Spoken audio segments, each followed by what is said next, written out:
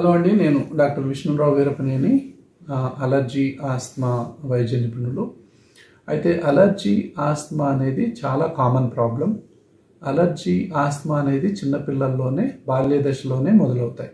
ఇవి చాలా ప్రాబ్లమ్స్కు దారితీస్తాయి. అలర్జీ వల్ల ఎడినైటిస్ ఉబ్బొచ్చు, టాన్సిల్స్ ఉబ్బొచ్చు. అలర్జీ వల్ల మీకు సైనస్, దాని తర్వాత pharyngitis, laryngitis, bronchitis, allergic bronchitis, asthma అంటాం. దీన్ని అటోపిక్ మార్చ్ అంటాం, అలర్జిక్ మార్చ్ అంటాం.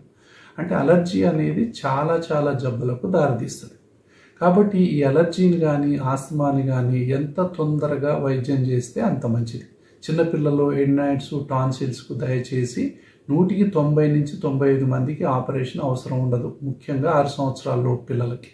వీళ్ళకి అలర్జీ ఉందా, ఆస్మా ఉందా, తల్లిదండ్రులు అలర్జీ ఉందా, ఆస్మా ఉందా తెలుసుకొని అలర్జీ ఆస్మాకు సంబంధించినటువంటి వైద్యాన్ని కనుక మనం తీసుకున్నట్లయితే ఈ ఎడినైటిస్ యొక్క ఉబ్బు కానీ టాన్సిల్స్ ఉబ్బు కానీ తగ్గిపోయేటటువంటి అవకాశం ఉంది.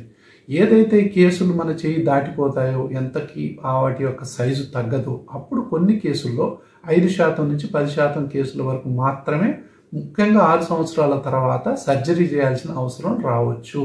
అలర్జీ ఆస్మాకి ఇప్పుడు అత్యాధునికమైనటువంటి శాస్త్రీయ వైద్యం అందుబాటులో ఉంది.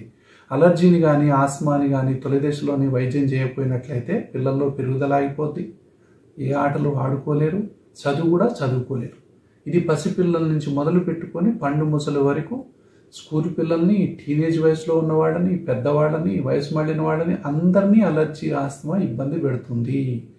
అంటే అలర్జీ ఆస్మాకు వైద్యం ఎలా ఉండాలంటే తాళానికి దగ్గ తాళం చెవిలా ఉండాలి. అంటే మంచి మందులు సరైనటువంటి సమయంలో సరైనటువంటి డాక్టర్ను సంప్రదించి సరైన మందులు కనుక వాడినట్లయితే, సరైన మోతాదులో వాడినట్లయితే అలర్జీ ఆస్మాతో ఏ ఒక్కరూ ఎంత మాత్రం బాధపడాల్సిన అవసరం ఈ రోజుల్లో లేదు.